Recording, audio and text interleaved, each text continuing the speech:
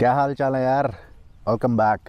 आज की वीडियो में बात करते हैं फाइनेंशियल लिटरेसी का जो एक बहुत इम्पॉर्टेंट कंपोनेंट है, जो कि है कि फ़ियर ऑफ इन्वेस्टिंग, उसके बारे में।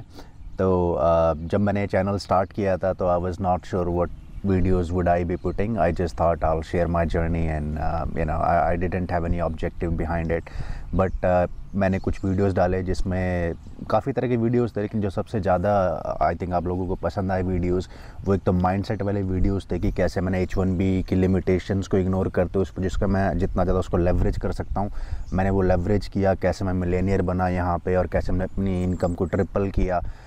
उन वीडियोज़ को आपने काफ़ी लाइक किया, तो मुझे लगा कि यार थोड़ा फाइनेंशियल लिटरेसी की वीडियोस भी बनाने चाहिए। I know it's been a month I have been saying this, लेकिन पहले मैं घर ख़रीदा था मैंने, तो मैं घर ख़रीदने के सारे वीडियोस बनाने लगा ताकि आपको, अगर आप H1B पे घर ख़रीदने का प्लान कर रहे हैं तो आपको उससे थोड़ी सी हेल्प मिल पाए शायद। और आपने अगर वो घर ख़रीदने वाली सीरीज़ नहीं देखी है तो I just put it here and in the description, feel free to watch it if you have time.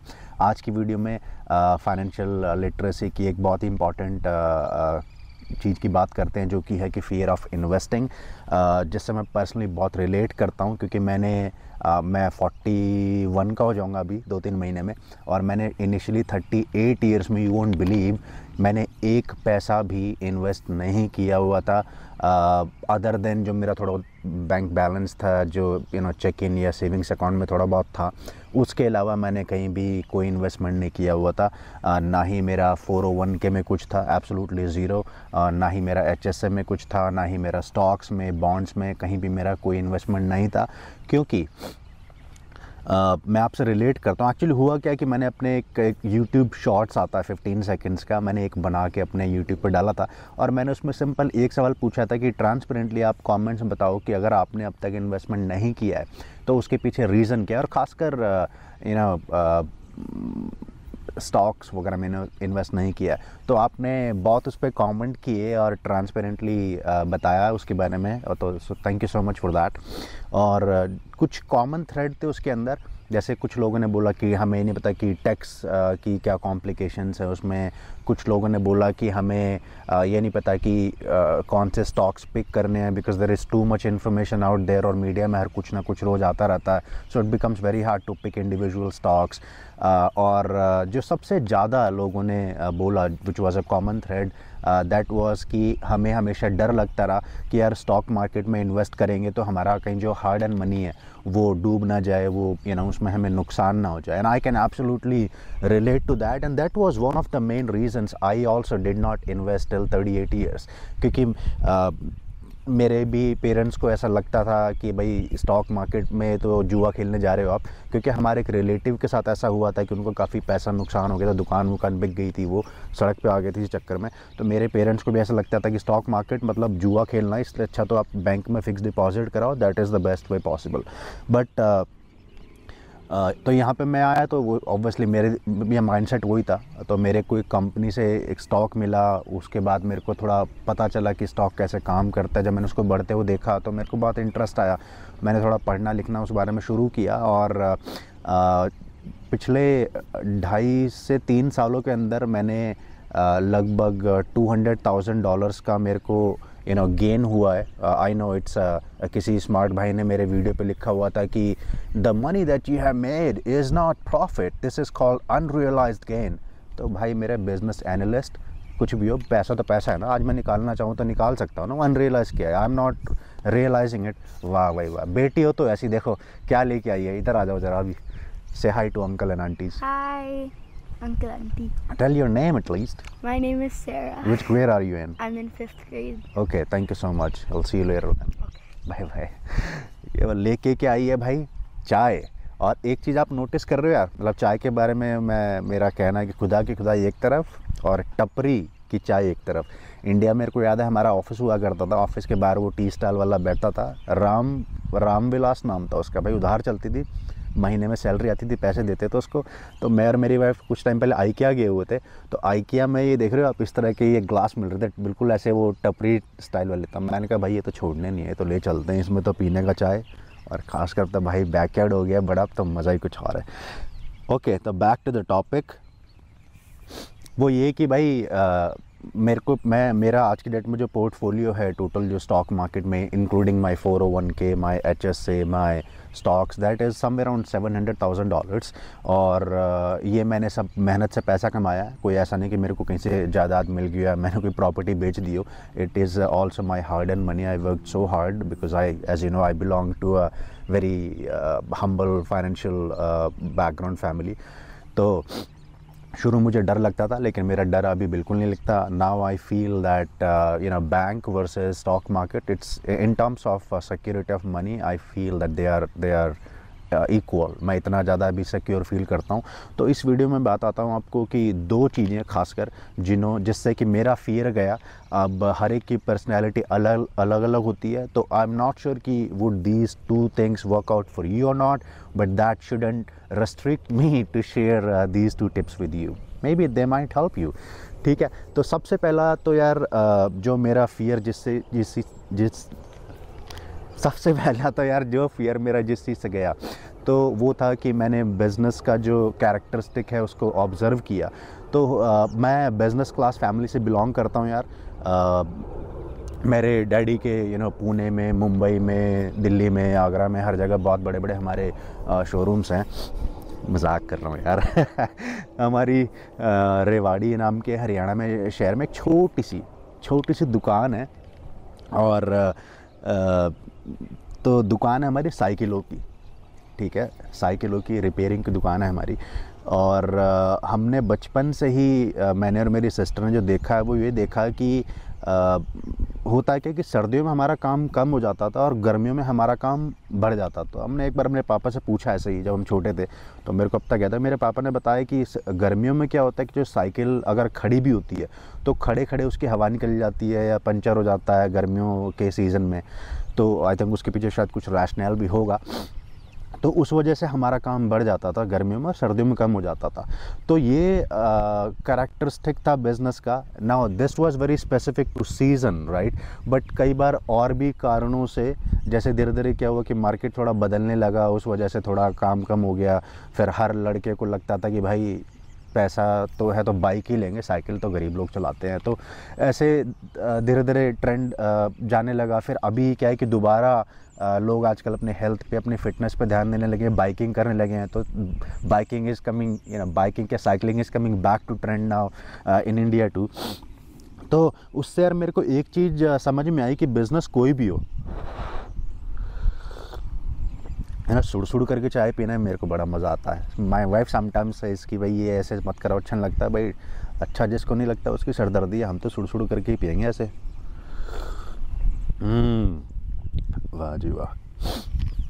तो किसी भी तुम बिज़नेस को उठा के देख लो, चाहे फिर वो धीरू भाई अंबानी का बिज़नेस हो, चाहे मेरे पापा की साइकिलों की दुकान हो, चाहे तुम्हारे पेरेंट्स का या तुम्हारे रिलेटिव्स का या फ्रेंड्स का, किसी भाई का बिज़नेस उठा के तुम देख लो, तुम्हें ये कैरेक्टरिस्टिक हर बिज़नेस में मिलेगी ही मिलेगी भाई। कोई बिज़नेस ऐसा नहीं होगा जो ऐसे रॉकेट की तरह जाएगा और कभी रुकेगा नहीं, ऐसा होता ही नहीं है बिज़नेस में। So one of the characteristics of business is it goes like this, right. Maybe that is because of season, economy, politics, whatever the reason be, you will always find some sort of wave in every business growth. So, लेकिन wave आने के बाद ऐसा down के बंद नहीं होना चाहिए, ठीक है। जैसे मेरे पापा का काम कम था, पैसे कम मिलते थे, जैसा भी था, लेकिन उन्होंने हमें पढ़ा लिखा के इस काबिल कर दिया कि हम 4 पैसे अपने कमा के अपना गुजारा चला पा रहे हैं। तो वो बिज़नेस बंद नहीं हुआ, वो 40 साल बिज़नेस चलता रहा अभी भी। इनफैक्ट हालांकि मैं अपने घर पे पैसे भेजता हूँ, बट अभी मेरे पापा दुकान पे जाते हैं, जितना थोड़ा बहुत कमाते हैं 5-10 हज़ार महीने का, बट उससे उनको थोड़ा सेटिस्फैक्शन मिलता है, उनका टाइम पास होता है दुकान के पड़ोसी से बात करने में। मैं टॉपिक घुमा रहा हूँ, let's come back to the topic. तो मेरे को ये लगा कि ये तो बिज़नेस की कैरेक्टरिस्टिक है, then why do I need to worry about कि मार्केट ऐसे जा रही है, ऐसे जा रही है। It has to go like that, right, it can't just go like this. तो और दूसरा, इसके अंदर एक पॉजिटिव चीज़ जो मेरे को लगी, फॉर एग्जांपल अगर कल को मेरे पापा का काम धाम ना चलता और उनको काम बंद करना पड़ता, then there was nobody to help. But अगर स्टॉक मार्केट में आता हूँ तो then you will need to realise it takes a lot to make a company public. क्योंकि पब्लिक कंपनी ऐसे नहीं कि आपने उठाया और कर दिया। तो पब्लिक कंपनी करने के लिए आपको क्या करना पड़ेगा, your business has to be either profitable or it should have a vision of going like to the moon. Otherwise, if you make it public and nobody buys your shares, then why the hell did you make it public? तो public company कब जाती है, जब उसको लगता है कि भाई अब मेरी ग्रोथ हो रही है, मेरा बिजनेस मॉडल काम कर रहा है, now I need capital, now I need money, and then it is made public. If you look at history, most of the companies are made public just like that. और आप क्या करते हो, आप स्टार्टअप्स पे भी मैं इन्वेस्ट नहीं कर रहा अभी तक, मेरा हालांकि प्लान है करने का। तो अगर कोई बिज़नेस ऐसा है जो पब्लिक भी हो चुका है और जो पिछले 5-10 साल से रिटर्न दे रहा है आपको ना, उस बिज़नेस के डूबने के चांसेस बहुत कम है, और ख़ासकर अच्छा इनोवेटिव बिज़नेस है तो मुझे लगा कि यार अगर कल को इस तरह की कंपनीज डूबती हैं तो यहाँ पे सरकार भी तो मदद करेगी ना। ठीक है, एक कंपनी अगर मैंने पिक करी तो हो सकता है डाउन चली जाए, लेकिन अगर मैंने अमेरिका में जो 500 बड़ी कंपनीज़ का इंडेक्स फंड है फॉर एग्जांपल, सारे में अगर इन्वेस्ट कर दिए एक साथ, तो वो 500 कंपनी तो एक साथ डूबने से रही। और अगर ऐसा कल को होगा तो सरकार भी तो हेल्प करेगी ना। अभी कोविड के टाइम पे क्या हुआ, कोविड के टाइम पे यहाँ की सरकार ने बिलियंस ऑफ डॉलर्स मार्केट में डाले। हालांकि आई अंडरस्टैंड उससे थोड़ा इन्फ्लेशन आएगा, but that will also recover in some time, right. कोई भी कंट्री ऐसे नहीं है कि जिसके अंदर ऐसी तराही मची हो कि कंट्री बैठ गई हो, पूरी कंट्री बैंकरप्ट हो गई and then there was no morning after that. ऐसा कभी हुआ नहीं इतिहास में। तो ये सब देख के मेरे को लगा कि फिर मैं क्यों डर रहा हूँ, क्योंकि अगर मेरे को पता है कि लॉन्ग टर्म में हर तरह से मेरे को फ़ायदा ही मिलना है, तो मैं जो रोज़ की छोटी छोटी अप डाउन है उस पर मैं क्यों गौर कर रहा हूँ। अगर मैं अपने पापा के बिज़नेस को देखता सर्दियों में, मैं बोलता अरे यार इस बिज़नेस धंधे में काम नहीं है तो फ़ायदा नहीं है, इसको छोड़ के कुछ और करते हैं। यही अगर मैं गर्मियों में देखता तो मेरे को लगता है कि हाँ काम अच्छा इन्वेस्ट करना चाहिए। बट मेरे को लगा कि या तो अगर मेरे को थ्रू आउट लॉन्ग टर्म देखूँ तो उसमें छोटे से धंधे में हम पढ़ लिख गए, अच्छे इंसान बन गए, तो लॉन्ग टर्म ही सोच के चलना चाहिए। तो ये हो सकता है आपको सोचिए काफ़ी देसी और काफ़ी लग रही है, भाई मेरे लिए तो काम करिए, मैं देसी हिसाब से ही सोचता हूँ। अब कहने को मैं यहाँ पे फैंसी कपड़े पहन के और शेव करके अच्छे से बैठ जाऊँगा, कुछ रईसी की बातें करूँगा और कुछ सूट वूट बूट पहन के कुछ इधर उधर की थ्योरी लेके आऊँगा। बट यार आपको अगर उस तरह का कंटेंट अच्छा लगता है then feel free to skip this video because I am not that kind of person and so feel free to watch other videos. वाह जी वाह।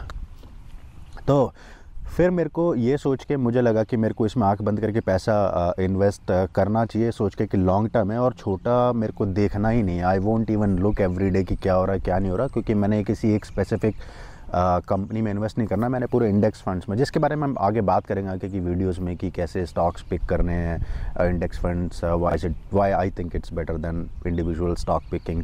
तो ऐसा करके मैंने पैसा जो है इन्वेस्ट करना शुरू किया, धीरे धीरे इन्वेस्ट करता गया और मैंने पेशेंस रखा। एक बार कोविड के टाइम पे उस टाइम मैंने 1,20,000 120,000 इन्वेस्ट किए होते, घट के 80 रह गए थे कोविड में। But I told myself that I am not gonna take it out even if it goes to zero and now it doubled. तो ये तो था मेरा यार पहला ऑब्जर्वेशन। तो इस ऑब्जर्वेशन से मैं आपको एक ही चीज़ बता सकता हूँ, again I am not a financial advisor और something, so don't rely on my advice 100%, this is just my experience sharing और माय ओपिनियन। तो मेरे को ऐसा लगता है कि कई लोग ना ट्राई करते हैं ये सोचने की कि यार आज की डेट में मार्केट कैसा है यार, आज ज़्यादा तो नहीं है, आज कम तो नहीं है, अरे यार रिसेशन आ गया तो क्या हो गया।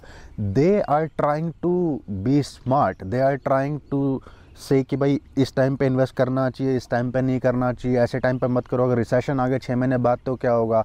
Personally I don't care about all of this. What I really believe right and strongly believe is that recession हुआ चाहे मार्केट में डाउनफॉल हुआ, ये ऐसी चीज़ नहीं है कि जिससे आप बच सकते हो अगर आप लंबे टाइम के इन्वेस्टर हो। ये आना ही आना है मेरे भाई, ठीक है। अब नहीं आएगा रिसेशन, 6 महीने बाद आएगा, 12 महीने बाद आएगा, 2 साल बाद आएगा। इतिहास उठा के देखोगे तुम अगर, तो कितने सारे ही रिसेशंस आए हैं, ठीक है। एक कोविड वाला और ये 2008-9 के वाला नहीं, वो और भी बतेरे रिसेशंस आएंगे। मार्केट हर थोड़े टाइम में डाउन जाती है, but you need to take this as the characteristic of the market. It has to go like this. Economy would always be working like this। Reason कोई भी हो, कभी रिसेशन आएगा, कभी कुछ आएगा, फिर ऐसे जाएगा, फिर धीरे धीरे रिकवर होगा। तो ये इन कैरेक्टरिस्टिक्स को पार्ट बना के चलो इन्वेस्टमेंट का। इनसे बचने की कोशिश मत करो कि मैं ऐसा क्या कर सकता हूँ कि मैं रिसेशन से बच जाऊँ, या मैं ऐसे टाइम पे स्टॉक में इन्वेस्ट कर दूँ जब वो स्टॉक बिल्कुल नीचे गिरा हुआ है, और ऐसे टाइम पे निकाल लूँ जब वो ज़्यादा बढ़ा हुआ है। To be honest, I don't think you can do that. You might think that you are so smart and you can look at PE ratios and balance sheet and bunch of other things. Personally, I'm not smart enough to do that. So I invest in index fund. I do it on consistent basis. Every month I invest लगभग $10,000 index funds में और कुछ इधर उधर में। बाकी मैं individual stocks pick करने में बिलीव नहीं करता हूँ। कुछ मैंने लिए हुए हैं लेकिन very slowly I will just move everything to index funds. ठीक है, ये हो गया पहला टिप जो मेरा ऑब्जर्वेशन था, जिसमें डोंट ट्राई टू थिंक कि रिसेशन नहीं आना चाहिए, स्टॉक नीचे जाना चाहिए, ऊपर नीचे जाना चाहिए। Just keep investing on consistent basis, assuming recession आएगा बट आके चला जाएगा। मेरे को रुकना नहीं है, लेकिन ऐसे टाइम के लिए प्रिपरेशन होना बहुत ज़रूरी है कि ऐसे टाइम पर रिसेशन आ गया, खुदा ना खास्ता मेरी नौकरी चली गई, मैं क्या करूँगा।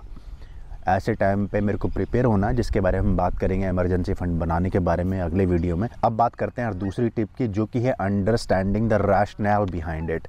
तो मैंने पूरा स्टॉक मार्केट का इतिहास उठा के देखा, पिछले लगभग 100 या 110 ईयर्स का इतिहास। मैं कुछ एडिटिंग करते टाइम पे यहाँ पे नीचे लिंक और चार्ट्स डाल दूँगा if you want to look at it. तो उसमें मेरे को लगा कि यार ये पूरा वेव लगा मेरे को, लेकिन कभी भी ऐसा नहीं हुआ कि मतलब पूरा मार्केट कहीं का ऐसा उठा और डंप हो गया, ऐसा हुआ नहीं। तो ये वेव ही चलता रहा पूरे 110 ईयर्स, और हमेशा लॉन्ग टर्म में मार्केट प्रॉफिट में ही गया है। और काफ़ी सारे रिसेशंस आए, और जितना मैं पढ़ रहा था मेरे को पढ़ के यही लगा कि जो मेरी पढ़ के अंडरस्टैंडिंग थी वो कि एवरेज जितना भी अगर लगाएं किसी भी रिसेशन या किसी भी डाउनफॉल से रिकवर करने में, तो it has been taking around 18 months at an average to recover from any major recession। ठीक है, तो उसका मतलब ये हुआ कि किसी भी टाइम पे ऐसा होगा कि हो सकता है आपको 18 महीने तक मार्केट डाउन जाए। ठीक है, लेकिन उसका ये मतलब नहीं है कि आपको नुकसान होगा अगर आपने उसके लिए प्रिपरेशन करके रखा होगा, अगर आपने इमरजेंसी फंड बना के रखा होगा। क्योंकि नुकसान जब पता है हमें लॉन्ग टर्म में प्रॉफिट होना ही होना है, नुकसान सिर्फ शॉर्ट टर्म में होगा, वो भी तब होगा जब हम उसके लिए प्रिपेयर नहीं होंगे। कि मार्केट में हमने इन्वेस्ट किए $10,000 और कल को मार्केट रिसेशन की वजह से चला गया 30% डाउन, आपके वहाँ पे रह गया $7,000। शेयर तो आप उतना ही ओन कर रहे हो, अभी $10,000 के ही, but if you take the money out at that time because of fear that चला जाएगा, तो आपको 3,000 का नुकसान हो गया। फिर आप बोलोगे नहीं यार स्टॉक मार्केट में तो गैम्बलिंग है और इसमें तो इन्वेस्ट नहीं करना चाहिए, हार्ड एंड मनी था मेरा, I lost $3,000। But I think you are not patient enough, you didn't understand the characteristic of business और the market, you didn't understand the rational, you just acted as a emotional investor, which is the characteristic you should never develop if you want to gain in stock market। तो यार ये दूसरा तरीका मेरे लिए काम किया, तो मैंने रैशनल भी समझा, मैंने अपने देसी तरीके से बिज़नेस को अपने ऑब्ज़र्व भी किया अपने घर से ही। और एक जो लास्ट तरीका था जो कि मैंने चुना और मेरे को उससे बहुत फ़ायदा मिला, वो था ऑर्डर ऑफ इन्वेस्टिंग। वो इसलिए कि जब मैं एक कंपनी में जब आया, क्योंकि पहले जिस तरह की कंपनी में मैं काम करता था वहाँ पे मेरे को 401k नहीं मिलता था, और अगर मिलता भी था तो मेरा एम्प्लॉयर बोलते थे कि 401k में जितना पैसा आप डालोगे उतना ठीक है, हम कुछ कंट्रीब्यूट नहीं करेंगे, हम कुछ उसमें आपके उसमें ऐड नहीं करेंगे। देन आई थॉट कि ये कंपनी तो मेरे में पैसा डालनी, तो मेरे को अकेले डाल के और 60 साल की उम्र में पैसा निकालने क्या फ़ायदा, तो मैं अपना हाथ में रखता हूँ। हालांकि that was again not a good understanding, but it takes time, मैं भी धीरे धीरे इंसान सीखता ही है। तो इसलिए जब मैंने ये बाकी अपने कुछ एम्प्लॉयर ज्वाइन किए तो वहाँ पे 401k कटता, तो उसमें वो लोग भी पैसा डालते थे। तो मैंने कटवाना शुरू किया क्योंकि वो एम्प्लॉयर का फ्री मनी एक तरह से मेरे को मिल रहा था, और देखते देखते बहुत जल्दी मेरे को उस पैसे में ग्रोथ होने लगा। क्योंकि ऑफ कोर्स अगर लेट्स से आप डाल रहे हो $1,000, आपका एम्प्लॉयर डाल रहा है 500, सो 50% gain is right from day 1 and that's pre tax. तो ऐसा करते करते अभी मेरा बहुत जल्दी 100,000 से ऊपर हो गया 401 के, पता भी नहीं चला। तो फिर मेरे को लगा कि यार ऑर्डर ऑफ इन्वेस्टिंग भी बहुत ज़रूरी है समझना कि जैसे प्री टैक्स और पोस्ट टैक्स या आफ्टर टैक्स में डिफरेंस क्या होता है, कौन कौन से अकाउंट्स होते हैं जिसमें आप प्री टैक्स कटवा सकते हो, कौन से में पोस्ट टैक्स पैसा जाता है, कहाँ से स्टार्ट करना चाहिए। फॉर एग्जांपल पहले 401 के पे एम्प्लॉयर मैच करना चाहिए, फिर HSA या फिर बाकी अपना खुद का रोथ जो होता है 401 के वहाँ पे फिर स्टॉक में आना चाहिए। वो बाद में बात करेंगे डिटेल में, हम एक डेडिकेटेड में वीडियो बनाने वाला हूँ ऑर्डर ऑफ इन्वेस्टिंग पे। तो वो सोच के मेरे को लगा कि यार इससे मेरा थोड़ा फियर भी कम हो गया, क्योंकि जब आपने 401 के में पैसा डाला, और नॉर्मली क्या होता है कि जो 401 के में पैसा कटता है ना, उसमें एक तो आपको गेन बहुत अच्छा मिल रहा है क्योंकि आपका अगर एम्प्लॉयर अच्छा है और कंट्रीब्यूट कर रहा है उसके अंदर फ्री मनी मिल रही है आपको। और दूसरा जो इन्वेस्टमेंट बाय डिफ़ॉल्ट 401 के की होती हैं वो होती हैं काफ़ी सिक्योर इन्वेस्टमेंट्स, मतलब they are more towards secure bonds etcetera. So you will get less returns but they are considered as very secure. After all, it's an investment, so there has to be some risk, but the risk is very less in comparison to investing directly in stocks and in stock market. तो उससे क्या होता है कि of course it's a retirement fund, तो उनको by default ऐसा design भी करना है। पर्सनली मैं उसको अभी चेंज किया है मैंने। I have converted all my money which was in 401 के secure stuff. I just changed my mix to in other stocks because मेरे पास रिटायरमेंट में बहुत टाइम है अभी, so I want this money to grow even with some risk. I'm fine with it. I think you are smart enough to understand what I just said कि 3 tips अपने हिसाब से execute करके देखो। सबसे पहली एक समझ जाओ कि ये बिज़नेस का कैरेक्टरिस्टिक है भाई, रिसेशन आएगा ही आएगा, अब नहीं तो 2 साल बाद, 4 साल बाद, 5 साल बाद रिसेशन को गोली मारो, उसको बोलो भाई तू आजा, हम प्रिपेयर्ड हैं। वो आके चला जाएगा, ठीक है।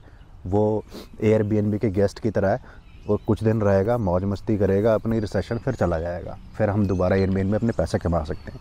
तो एक तो वो करो, ऑफ कोर्स उसके लिए प्रिपेयर करने के लिए आगे की वीडियोस देखना इमरजेंसी फंड्स वगैरह के। और दूसरा रैशनल देखो मार्केट का, जो मैं लिंक डालूंगा इसमें डिस्क्रिप्शन के अंदर, उनको लिंक्स पर जाके पढ़ो पिछले 110 ईयर्स का। If you are an H1B the chances are you are either a doctor और IT consultant, and if you are one of them you have a special or unique characteristic which really belongs to this profession, is problem solving. जब आप कहीं जाते हो IT का project करने के लिए और आप डेवलप करने से पहले कुछ भी करते हो, तो what exactly you do, you divide the project into small phases and her phase के अंदर कुछ components होते हैं।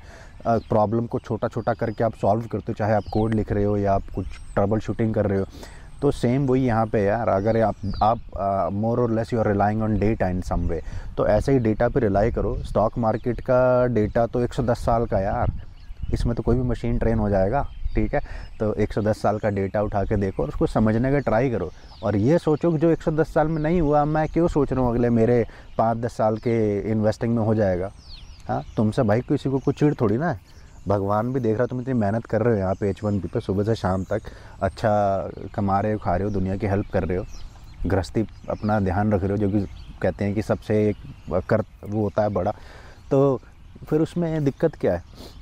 और एक जो लास्ट टिप थी वो यही थी कि ऑर्डर ऑफ इन्वेस्टिंग को समझो। If you are still scared, you should start with 401k, and I'll talk about that in upcoming videos. We will have a I will have a dedicated video about 401k investing. तो उसमें वहाँ से start करो, because start Ramdev Baba भी कहते हैं ना, वो नहीं रामदेव बाबा नहीं कहते, हाँ वही कहते हैं, करने से होता है। तो करने से होगा भाई, छोटा सा इन्वेस्ट करो। मैं आने वाली वीडियोस में बताऊंगा कि कैसे एप्लीकेशन में अकाउंट बनाना है, कैसे बैंक से ट्रांसफ़र करके छोटा सा इन्वेस्टमेंट से स्टार्ट करना है, कौन से कहाँ पे डालना है पैसा। वो just invest with very small amount, may be $500 और $1000, एंड देन उससे धीरे धीरे फिर अपने आप चला जाएगा। When you start seeing that it is growing but the wave is still there but it is still growing, then you might get rid of that fear, ठीक है। ठंडी हो गई यार चाय तुमसे बात करते करते। चलो कोई नहीं, कभी हम मिलेंगे फेस टू फेस तो तुमसे पी लूँगा चाय में, तुम्हें पिलाना मेरे को चाय, और एक सुट्टा लगवा लेना साथ में, कभी कभी मारता हूँ मैं वीकेंड पे। तो यार एक काम तुम और भी कर सकते हो वैसे, अगर तुम्हें अच्छा लगा, अब तक तुम रुके हो इस वीडियो पे तो तुम्हें अच्छा लगा होगा, वरना तो आजकल तुम्हारे पास और मेरे पास टाइम कहाँ है लोगों के पास कहानी सुनने का किसी की, ठीक है। तो अब तक तुम्हें अच्छा लगा है वीडियो, तभी तुम रुके हो। तो एक काम और कर सकते हो, इस वीडियो पे लाइक कर सकते हो, कि सवाल है तो कमेंट कर सकते हो, अच्छा लगा बुरा लगा doesn't matter, let me know. और शेयर कर सकते हो, तुम्हारे और भी भाई होंगे ऐसे H1B पे, या कुछ इंडिया में भी होंगे जो H1B पे आने वाले हैं, या H1B को गोली मारो यार, कोई वैसे भी यार दोस्त तो होंगे ही जिनको समझना होगा कि जो बेचारे डरते होंगे स्टॉक मार्केट में इन्वेस्ट करने से, फियर ऑफ इन्वेस्टिंग होगा, उनसे भी शेयर कर सकते हो। और सब्सक्राइब तो कर ही लेना भाई, नहीं तो अगला वीडियो भाई का आएगा तो तुम्हें कैसे पता चलेगा? हाँ, नहीं पता चलेगा ना यार, तुम्हारे घर चिट्ठी तो भेज नहीं सकता मैं, तो सब्सक्राइब कर लो। और वीडियो अच्छा नहीं लगा तो फिर तो बात ही दूसरी यार, फिर तो बाय बाय। चलो ठीक है, वीडियो बहुत बड़ा हो गया है, मिलते हैं अगले वीडियो में। तब तक के लिए आप जहाँ भी रहें खुश रहें, तनाव ना लें। H1B is a blessing and you guys, we guys are fortunate to get this opportunity and let's leverage it at its best. With that मिलते हैं अगले वीडियो में, बाय बाय।